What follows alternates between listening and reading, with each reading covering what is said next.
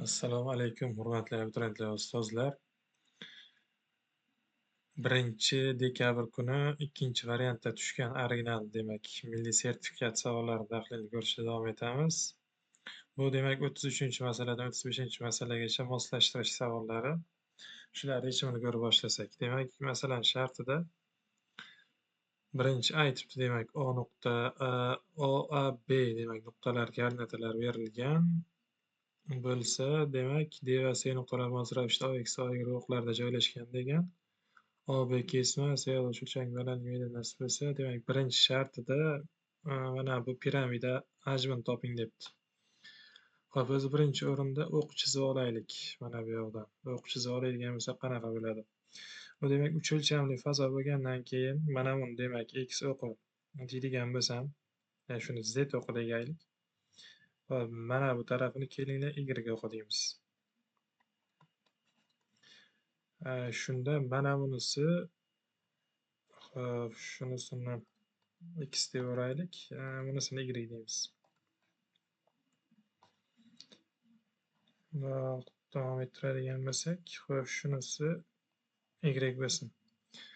Xo'p, endi aytibdi O nuqtaniki 0, 0, 0.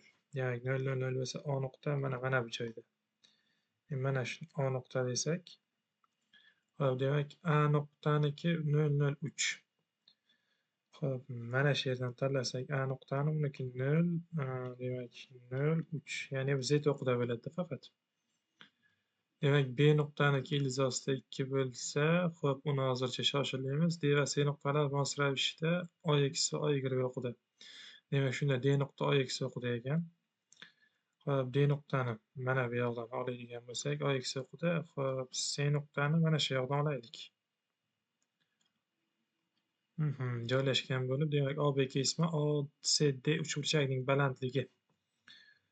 Xo'p, demak, mana bu ikkitasini tutashtirib oladigan bo'lsak hozir, bizlarda shunda hosil bo'lar ekan, mana bu B nuqta shuni o'rtasida joylashgan ekanda. Chunki OB kesma ODC uchburchagining balandligi debdi. Shundan bilib oldim buni. B nuqtani ham koordinatasini yozib qo'yaylik. Ildizda 2, ildizda 2 yu 0 adashmasam. Shunaqa. Xo'p, demak, birinchi masalani shartida so'rabdi piramida, ya'ni AOCD piramida. Buni demak tutashtirib olaylik. Piramida hosil qila olamiz. Mana bunday. Bunisini bundoq tutashtirib olaylik. Tak, mana shu joyda bo'lsin. Xo'p, endi ketdik. Bu piramida bo'lgandan keyin hozir demak buni balandligi 3 bo'lib turibdi, chunki Z o'qidan 3 birlik bo'lgani uchun. Xo'p, endi piramida hajmi, demak piramida hajmini yozadigan bo'lsam 1/3 S asos ko'paytirilgan H. Demak, H teng 3ligini topib oldik mana bu yoqdan. Endi demak S asos topsak bo'ldi. Demak, S asosga qaraydigan bo'lsak, asos sezimini to'g'ri burchakli uchburchak bo'lib turibdi. Yokida mana bu nuqtani koordinatasini bu Y o'qida joylashgan bo'lsa, demak X va Z koordinatalari 0 buni. Demak, mana bu koordinatasini Y1, bunisini 0 deydigan bo'lsam, xo'p, endi mana buni koordinatasini yozdik, D nuqtani koordinatasini.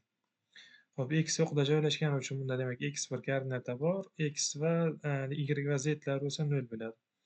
Endi B nuqta bu mediana debdi masalan shartida. Mediana bo'lgandan keyin bu xo'p, koordinatalarga nisbatan oladigan bo'lsak, C da kesmani o'rtasida joylashgan bo'ladi. Ya'ni mana buni ildiz ostida 2 ni topishimiz uchun hozir biza C nuqtani mos X'ini, ya'ni 0 ni qo'shib, D nuqtani mos X'iga qo'shib, shuni 2 ga bo'lishimiz kerak demoqchiman. Ya'ni mediana bo'lgani uchun. Xo'p, demak, X1 qiymatini topadigan bo'lsak, shunda 2 ildiz ostida 2 bo'ldi. Xo'p, endi Y1 ham xuddi shuni topadigan bo'lsak, Y1 plus 0 taqsim 2 mana bu koordinatasiga teng, ya'ni mos Y ga teng bo'lsa, demak bu Y1 yechimi shunda 2 ildizda 2 bo'ladi. Ya'ni bundan kelib chiqadi, ana bu Y1 2 ildiz ostida 2 deganning ma'nosi mana bu kesmani uzunligi 2 ildiz ostida 2 degani. Chunki y o'qida shu masofada shu koordinatada turgan bo'lsa, koordinata boshidan shungacha bo'lgan masofa ildiz 2 ildiz 2 bo'ladi. Oy x o'qida ham xuddi shunaqa. Xo'p, endi bu demak teng yo'lli uchburchakli ko'rinib qoldi. Bundan kelib chiqadi. S asos, ya'ni S asos yuzi bizlarda demak 2 ildizda 2 karra 2 ildizda 2 taqsim 2 qilaveradigan bo'lsak, bu adashmasam 4 ekan. Mana bular qisqarib ketadigan bo'lsa. Endi o'rniga eltib qo'yamiz bo'ldi. Demak, V barobar 1 taqsim 3 ko'paytirilgan S asos o'rniga 4 ni qo'yaman, H o'rniga bo'lsa 3 qo'yib yuboraman. Uchlar qisqarib ketadigan bo'lsa, demak V demak A O C D piramidani hajmi 4 chiqib qolar ekan bizlarda. Demak 34-masalada OAB uchburchakni OA atrof demak OA tomoni atrofida 360 gradusga aylantirishdan hosil bo'lgan uchburchak debdi. Demak, mana bu nuqta bizlarda beti, mana buni tutashtirib oladigan bo'lsak, mana OAB uchburchagi, demak, OA tomoni atrofida aylantirsak 360 gradusga, bu to'g'ri burchakli uchburchak. Demak, buni bunday aylantiradigan bo'lsak, bu konus bo'lib qoladi bizlarda. Demak, mana bu narsa bunday chizib ko'rsatadigan bo'lsak, mana bunday asos aylanasini chizadigan bo'lsa, bu hop, nima bo'lmayapti unda. Mana shu mana konus bo'lib qoladi-da bu. Mana bunday tushadi bu yoqda, ya'ni konus yasaladi yangi. Demak, bu konusi hajmini topishimiz kerak bo'ladi. Shunda 34-masalada. Demak, 34 qo'yaman mana bu yoqdan. V teng 1 taqsim 3 S asos ko'paytirilgan H qiladigan bo'lsak, V barobar 1 taqsim 3 ko'paytirilgan asos yuzi pi r kvadrat ko'paytirilgan H 3 ga teng. Ya'ni mana bu konus balandligi bo'laveradi. Endi konus radiusi deganda mana bu masofa. Ya'ni O demak COD uchburchagi gipotenzasiga tushgan balandlik bo'ladi bunda. Radius. Demak, mana buni R deb oladigan bo'lsak, yuzalardan ketadigan bo'lsam, demak R ko'paygan 4 teng bo'ldi mana bu uchburchak yuzi. 2 ildizda 2 karra 2 ildizda 2 taqsim 2 ga. Xo'p, ya'ni bu hisoblaydigan bo'lsak, demak R karra 4 taqsim 2 qiladigan bo'lsak, buni R qiymati 2 bo'lib qolar ekan. O'rniga eltib qo'yadigan bo'lsam 1 taqsim 3 ko'paygan pi ni 3 deb oling degandi. R o'rniga ham 2 ni qo'ysak 4 bo'ladi, ko'paytirilgan 3. Shunda demak endi qiymati 12 bo'lib qolar ekan 34-masalada. 12 degan javob dekalda turibdi. 35-masalada. 35-masalada demak bunda aytibdi OCD uchburchagini CD tomon atrofida. OCD uchburchagini demak CD tomon atrofida. CD tomon atrofida demak OCD uchburchak aylantiradigan bo'lsak, ya'ni bu mana bunday aylanadi. CD tomon atrofida aylantiradigan bo'lsak, mana bunday aylanadi bo'lib qoladi bu. Tak, chizmasi.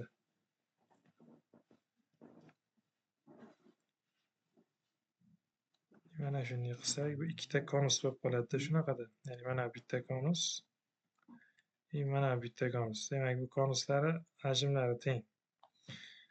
Mana bu konus bilan mana bunisi. Shu mana shu ikkita konus hajmini topsak bo'ldi. Hozir demak bu konusi asos radiusini ham 2 deb olamiz va uni balandligi ham mana bu 2 bo'lib olinadi. Demak, shuni bittasini hajmini topib 2 ga ko'paytirib qo'ysak bo'ldi. So'ralgan yuzaga kelib chiqadi. Demak, 35-masala deb qo'yamiz mana bu yoqdan. V teng 1 taqsim 3 ko'paytirilgan 3. Demak, pi ni o'rniga 3 qo'ydim. R kvadrat 2 ni kvadrati ko'paytirilgan H o'rniga 2. Va shuni ham 2 ga ko'paytirib qo'yamiz. Ikkita konus bo'lgani uchun. Demak, shuni mana bu yoqdan bundoq qilib ko'kda yozib qo'yaman. 2 ga ko'paytirib qo'ydim. Ikkita bo'lgani uchun. Demak, buni hisoblaydigan bo'lsak, uchlar qisqarib ketadigan bo'lsa 4 ko'paygan 4. Bu demak 16 bo'lib qoladi. 35-masalaning javobi. Bu demak yekalda turibdi.